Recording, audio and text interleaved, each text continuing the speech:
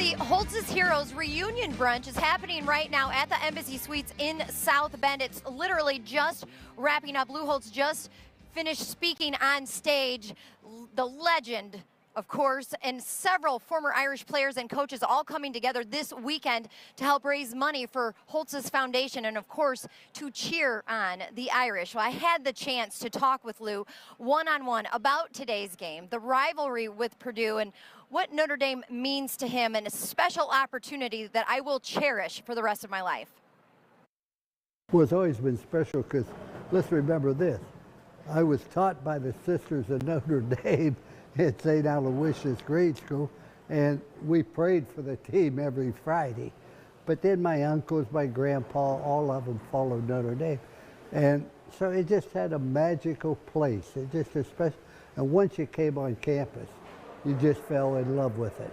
Then you come to Notre Dame, you find out it's better on the inside than it's perceived on the outside. So many times, something looks great on the outside, but when you get on the inside, you find out it's really phony.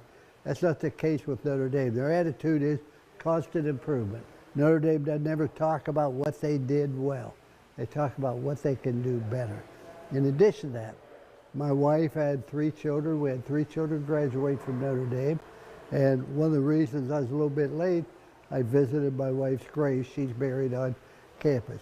My wife was the most religious person I know, maybe with the exception of Father Hesburgh, and she loved Father Hesburgh, but she just believed in Catholic education. She believed in people, and she was behind the scenes, always low, laid back, you know.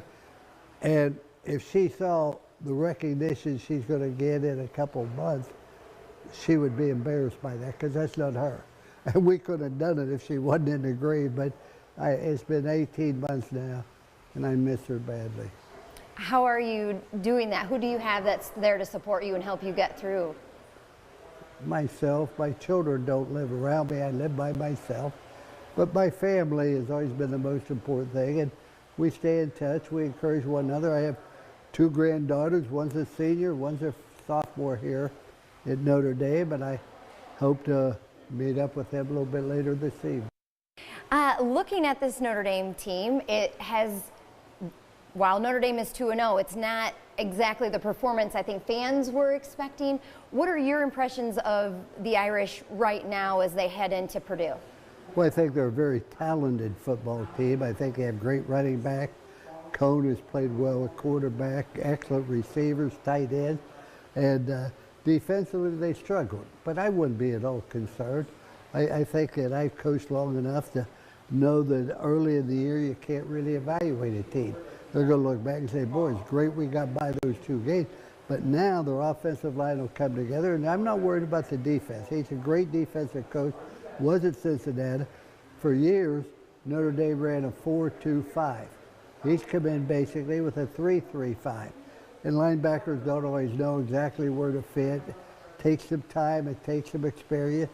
But Notre Dame's about more than just winning. And I know it's been a while since we've won a championship. We got shafted in '93, I say. I wish we'd had the playoffs then, but Notre Dame is still the #1 school in the country by more people than any other by far. Looking at what Coach Kelly is having to work with right now, he's got the 2 quarterbacks that are battling. Both are playing quite well. What are your thoughts on him having the 2 quarterback option right now? Do you see that as a good thing from your experience? Well, when I was at Ohio State, we were fortunate enough to win the national championship. And Woody Hayes said, if you have 2 equal quarterbacks, you got 2 second-team quarterbacks. Now, we have 2 outstanding athletes. And I have played 2 quarterbacks before. However, you say to the team, this is our quarterback. This is our leader. This quarterback is going to play in every game. Not because he's not doing well, but because if something were to happen to him later in the year and we're in a championship race, we're still going to have a quarterback that has experience, you have faith, you have confidence in. But the team must know who's the #1 quarterback, who's our leader, who's the guy that we got to follow now. Would you mind giving me a prediction? Oh, Purdue doesn't beat Notre Dame, and it's not even close here. I coached against them 11 years I was here. And one of the first victory we had was against Purdue. And they always had some good athletes. They had Scott and, different people, but we beat them decisively here. It's what I called a roster game. Anybody on our roster, I expect you to get into this game.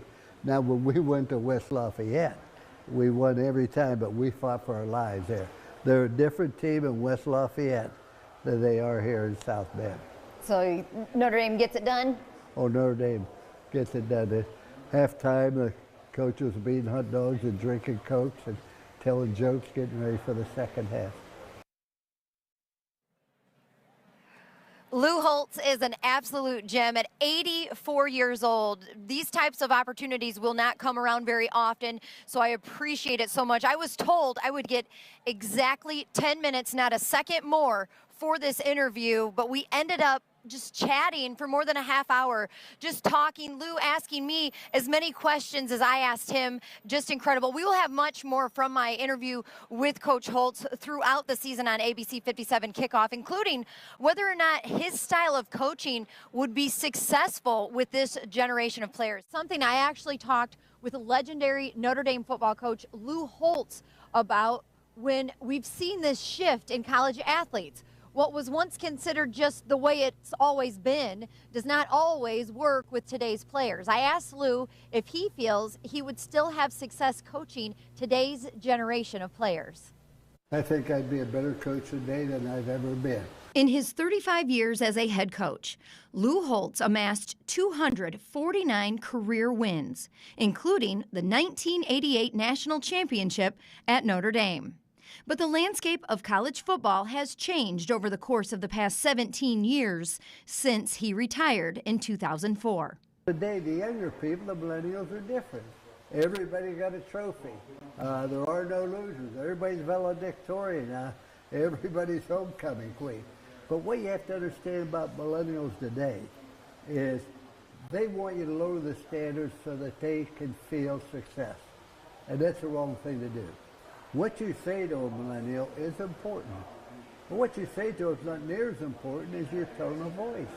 And your tone of voice is not near as important as your facial expression. So the madder you get, the softer you speak, the more you smile. Lou says it's important to study people and coach players as individuals. With Rick Meyer, he was such a wonderful young man. But if you followed a Rick Meyer, you didn't get the same result. On Tony Rice, if I didn't grab him by the throat twice a day, he didn't think I was paying attention.